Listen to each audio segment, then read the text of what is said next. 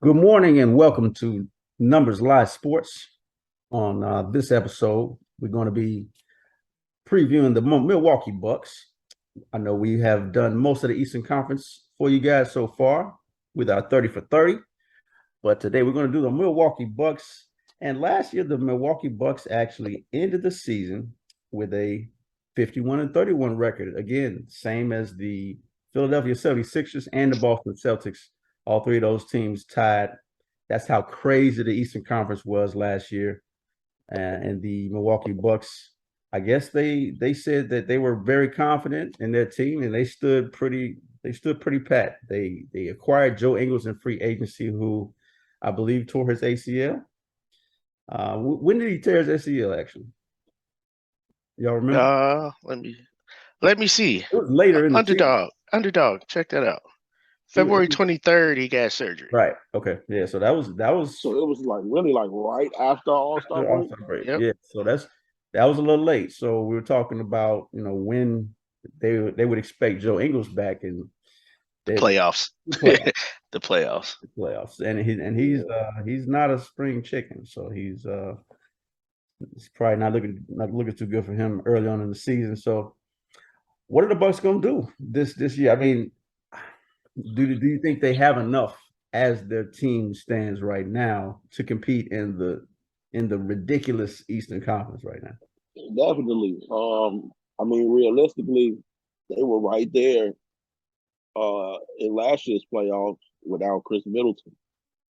So I think with Chris Middleton back, this will be the same team that we saw the year before, or the year before that.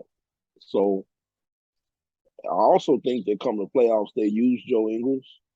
He may cut into some minutes, say for like a Grayson Allen or something, just because it'll give them another ball handler, um, and another another smart player out on the court. But without Joe Ingles, without acquiring anybody from any healthy body for free agency, they did re-sign Bobby Portis. I think the team can compete in the East, and again they'll have a healthy Chris Middleton. Yeah, I'm right there with you. What I do want to see is how this Chris Middleton contract situation plays out. Because I do believe he says he's not opting in to his fifth year and going to be a free agent at the end of the season. And I know I just remember all of the shit looming around the Giannis free agent period after the bubble, and I just remember the storm that caused, and I felt they underperformed in the playoffs that year. So I would love to see how that happens. I think the Bucks will be competitive, but I do believe the Nets and the Sixers moves will pay off better in the long run. I just think the Nets are a better team now than when they were 2 years ago, when they were a toenail away from beating the Bucks in seven, without Kyrie, without James Harden, and I don't think the Bucks have done enough to really be a force for a championship run in the East right now. I got them like the 3 seed. Got them Mm. like the 3 seed. So That reminds me, we got to do our 1 through 8, East and West too. We got to do that too. So now the Bucks. Let me see. No, so Chris Middleton, I was reading when I was doing some mock drafts the other day. I was reading that, Chris Middleton actually was just holding off. He was like, basically, it's no rush. I'm gonna decide. It's all a business, et cetera, et cetera. And also, he's not going to be healthy at the beginning of the season. He still has that wrist injury, so he'll be, maybe November, Decemberish. Seems like they'll probably hold him out just to be cautious. So, yeah, I can well, see that. And I do believe, like, how much longer can we trust Brook Lopez? He's getting into that age range where I think so his 14, 15 season, he's just a big human being. You know what I'm saying? And you saw last year, he tweaked his back, and then next thing you know, he didn't had surgery and mhm. missed 5 months of the season. So We'll see. It'll be great to see how that plays out. But I will say one player I'm kind of excited to see how Beauchamp looks on that team and if he'll get any significant minutes because I think he could be your Sean Livingston type player for that team. A bigger guard who can. Now you don't have to have Drew on the ball. Drew can play off ball if Beauchamp can come into his own NBA, which just now you can take Grayson Allen off the court or Pat Middleton off the court Y'all don't like or that man? Wesley Matthews off the And I court. and I think that's why they weren't reluctant to re-sign Jordan Nora with drafting Marshawn Beauchamp. Mm.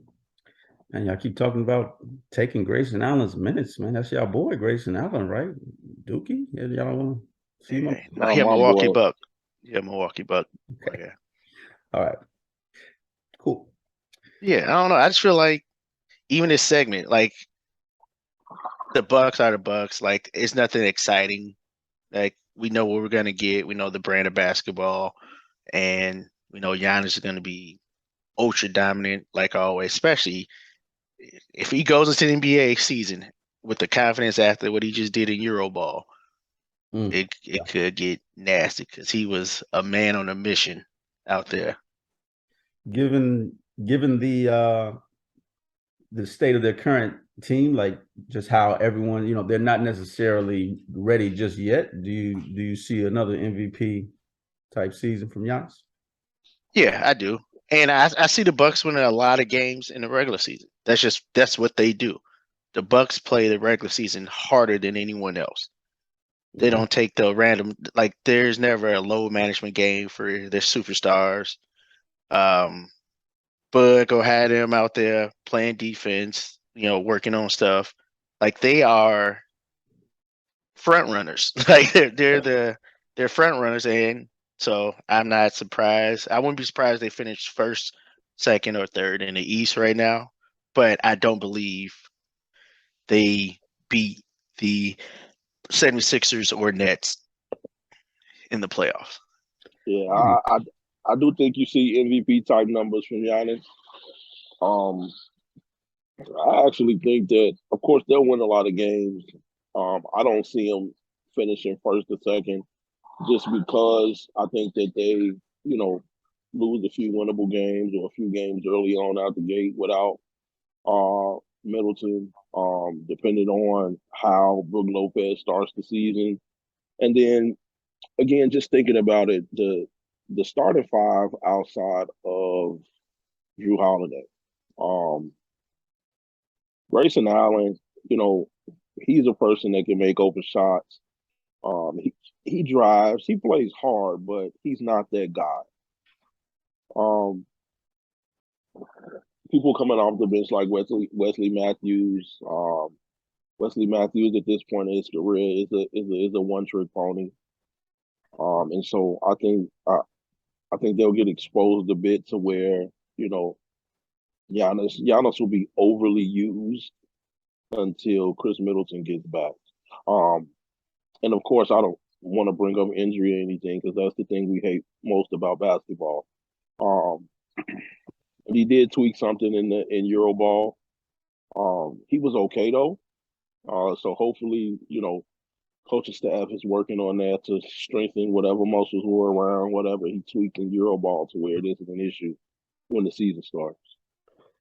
All right, and so that's pretty much it for the Bucks. But let's really quick touch on Giannis's comments. He actually shared the sentiments of his foreign brothers, Luca, and I believe the Joker said this too, that the Euro ball or the foreign game is easier than, or no, the NBA is easier than foreign basketball. Thoughts on that? Yeah. I mean, we've been saying that. Luka said that at 19. And he backed it up too. Yeah, no, I mean, you just look at and I think a lot of it has to do with the players you're surrounded around. You're surrounded around the world's best players in the NBA on your team, which makes your job a little bit easier. Mm-hmm. And on top of that, just the way the rules are set up and the physicality of Euroball compared to the NBA. Yeah, and I think that's the biggest issue.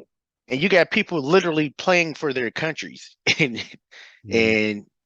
Euroball versus somebody that's playing like Giannis has no affiliation to Milwaukee at all, but he has a you know what I'm saying, like it's just different passions. Fucking FIBA Patty Mills, think about that. Like FIBA Patty Mills top 5 all time. All time. Yeah. I think the physicality is the biggest difference, and it was kind of noticeable if you watched the Clippers game last night against the team from Israel. The team from Israel started with like 5 or 6 fouls within like the first 5 minutes of the game. And they weren't, like hacking type fouls. It was just them playing the more physical brand of basketball that they were used to. That's not played over here in the NBA. I liken it to when the city team go out to New Trier to play, and then they get upset, and when New Trier in a double bonus after 6 minutes. Right. Yep. Now you automatically playing catch up from free throws already. Mm-hmm. Can't trap no more. Like you take away like 60% of the offense. Like that's just I don't know. You just gotta get. So yeah, the game is a whole like. A is not getting you a foul in FIBA. You got to get clotheslined by a nigga in the stands to get a foul in Euro basketball. So yeah, you said they pick up 94 feet, and it's different game. So hey, we'll see what these what the foreign players do this year, how big of a jump they take in general. That's one thing I've been saying. So that's but I'm sorry before we close out. But so just think about the difference how Tony Kukoc had to match the physicality of the NBA back in '96 though. Before the NBA was more physical than Euro basketball, and now it's the exact opposite. Like it's just crazy how 15 years later is like a total different game, or 25 years later. That is interesting. Yeah. All right, my bad. Little tangent. Think about how Jordan and Pippen went over there and D'd him up, and flustered him, gave him the flux. And They never talk about his second game. That's what I don't like sometimes. Kukoc did his thing the second time they played each other. Oh, he bust their ass or what? I think he had like 25 or some shit like that. See, you never know.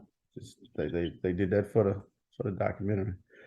All right. So that's it for your Milwaukee Bucks on this episode of Numbers Live Sports. So check back in with us next time on our 30 for 30.